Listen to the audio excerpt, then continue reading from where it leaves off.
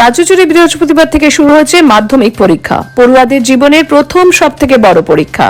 তবে গতকালকে বাবার সাথে বাইকে করে পরীক্ষা কেন্দ্রে যাওয়ার সময় হাতির হানায় মৃত্যু হয় অর্জুন দাসের। এই মর্মান্তিক দুর্ঘটনায় শোক প্রকাশ করেন রাজ্যের মুখ্যমন্ত্রী থেকে শুরু করে অন্যান্য রাজনৈতিক ব্যক্তিত্বরা। এই ঘটনার পরই মাধ্যমিক পরীক্ষার্থীদের সুরক্ষার কথা ভেবে নয়া পদক্ষেপ নিল বন দপ্তর। মাধ্যমিক পরীক্ষার্থীদের নিরাপদে পরীক্ষা কেন্দ্রে পৌঁছে দেবার দায়িত্ব নিয়েছে বন দপ্তর। বাগডোগরা সেন্ট্রাল ফরেস্টের ফরেস্ট ডিজেলের ও পরীক্ষার্থীদের বন দপ্তরের নিজস্ব গাড়িতে পরীক্ষা কেন্দ্রে পৌঁছানোর ব্যবস্থা করেছে বন দপ্তর। পাশাপাশি বাগডোগরার জঙ্গল সংলগ্ন এলাকায় বন দপ্তরের পক্ষ থেকে কড়া নিরাপত্তার ব্যবস্থা করা হয়েছে এবং পরীক্ষা চলাকালীন ফরেস্ট ডিজেল এলাকায় সাধারণ মানুষদের প্রবেশ নিষিদ্ধ করেছে বাগডোগরা রেঞ্জ। শুধু মাধ্যমিকই নয়, উচ্চ মাধ্যমিক পরীক্ষা শেষ না হওয়া পর্যন্ত এই ব্যবস্থা চলবে বলে জানিয়েছেন রেঞ্জার সমীরণ রাজ।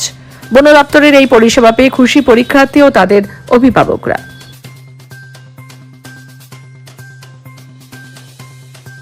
তাদেরই আমরা বাইরে বের করার জন্য এখান থেকে নিয়ে যাওয়ার জন্য আমাদের গাড়ি থাকছে।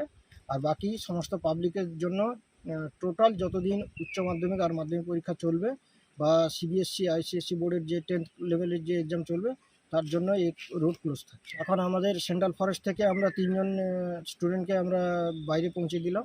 আর এমনি যে ফরেস্ট ভিলেজগুলো থাকছে সেরকম আমরা সেই হিসেবে আমরা ব্যবস্থা নিই। हम लोग को बहुत अच्छा लगा और हम लोग को सुविधा भी हुआ यहाँ पे आने के लिए। कल भी क्या उन लोगों ने? हाँ, कल भी आएंगे बोले हैं। और कुछ नहीं बोलना चाहती।